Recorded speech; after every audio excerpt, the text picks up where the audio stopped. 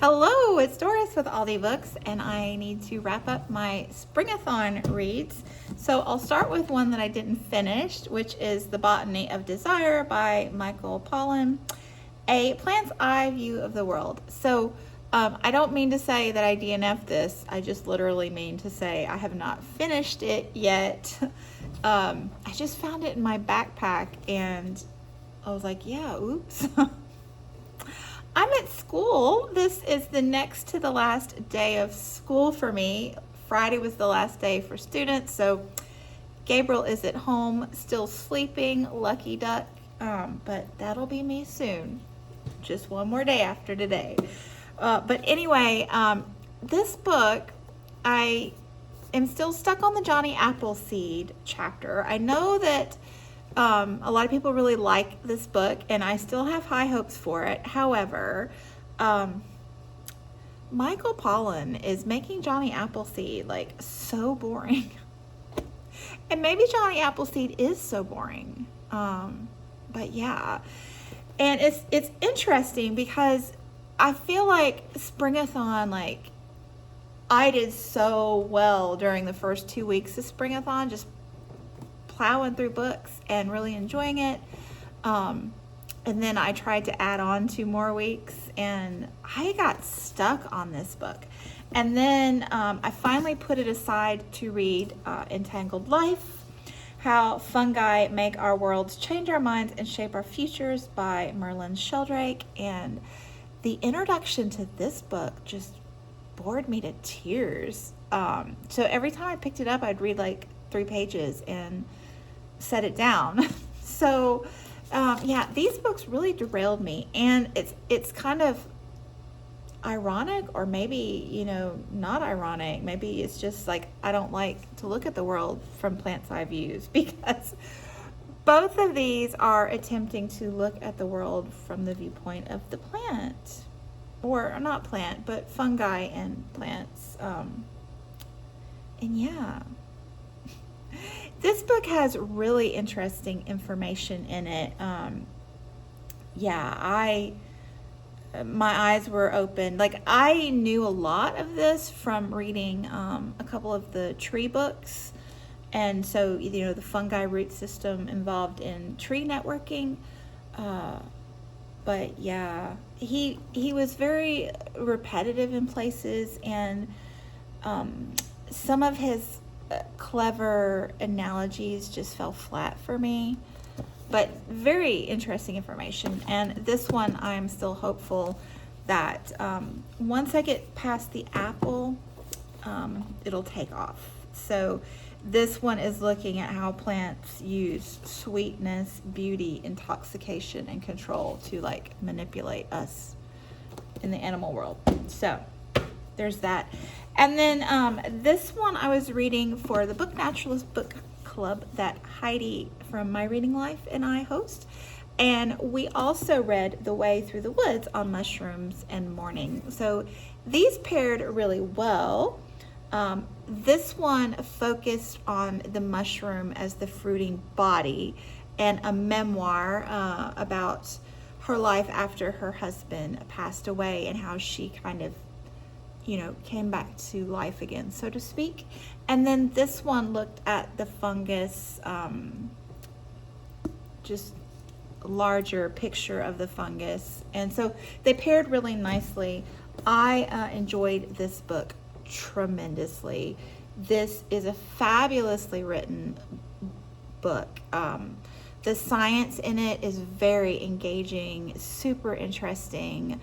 And even though it's focused on her mourning her husband, but how she writes it and approaches it is so life affirming. I just really, really enjoyed this one.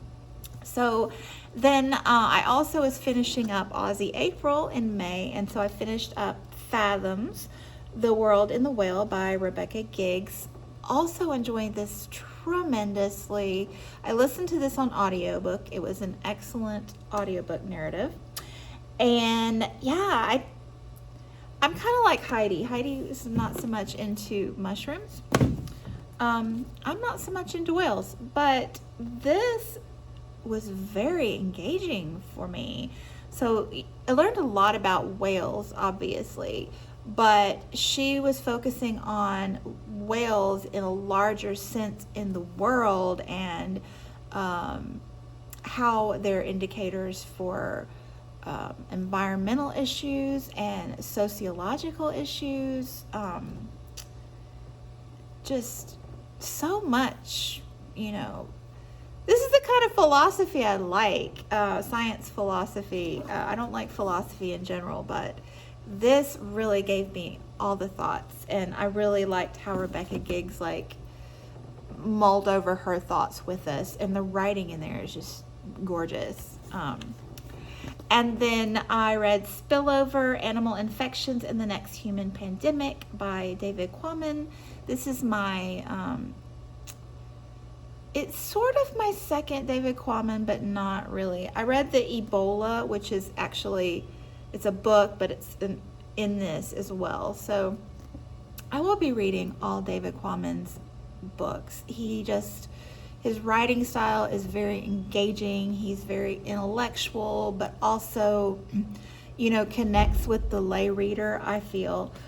So, yeah, highly recommend this. This is focusing on bacterial and more viral infections in the animal population at large, and how they can spill over into human populations. And I was worried that this would feel dated because it was published in 2012, and hello 2021, you know what I mean? But it was not at all.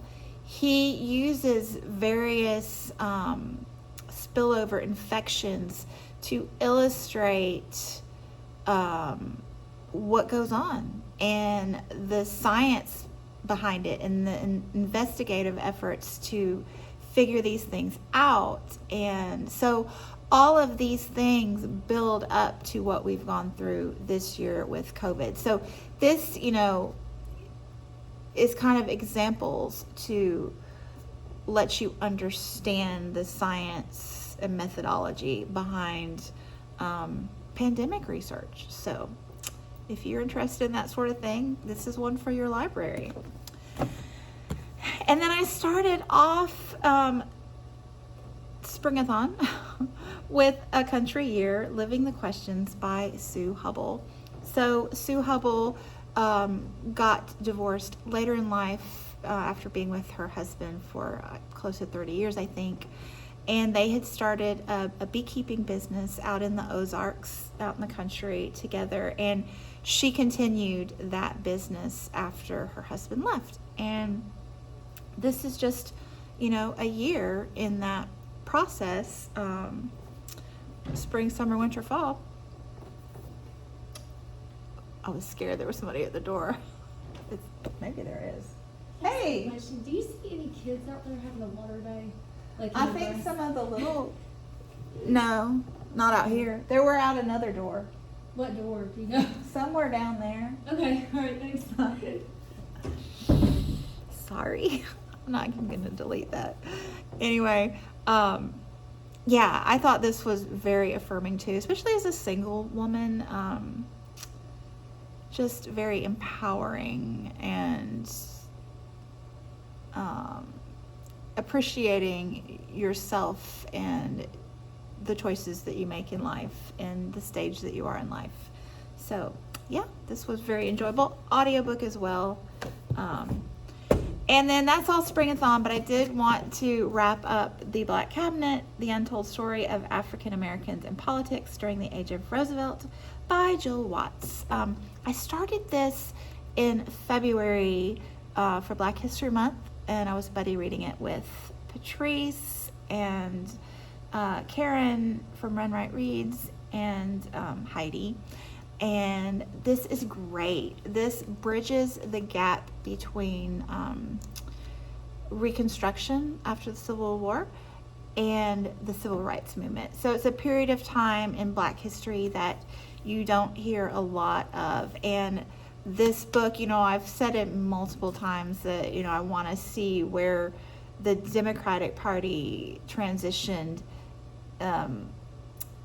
into, like, the Democrats and Republicans kind of flipped their stance on civil rights at some point in time.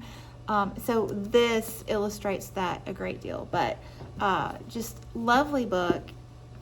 Lovely is not the right word. Very informative. And I think lovely came out because of a woman in here that I found just lovely and impressive figure that we don't hear enough about. Where is she? Oh dear. Sorry. Yeah, there she is. Mary McLeod Bethune, right there.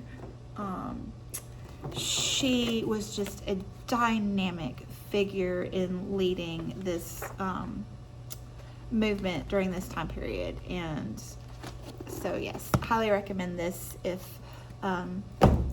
you want to, you know, get a complete trajectory from, you know, the Civil War through the Civil Rights Movement. I think that this is a time period that gets missed out, and it was a very important one. So yeah, is that it? Yeah, I think I've been on a bit of a nonfiction bender, but that's gonna change because I got my BookTube prize assignments and I'm doing fiction this round, and I love the selection. I'm in Group A, so very excited to dive into those and back into fiction. So thanks so much for watching, and I'll be back soon.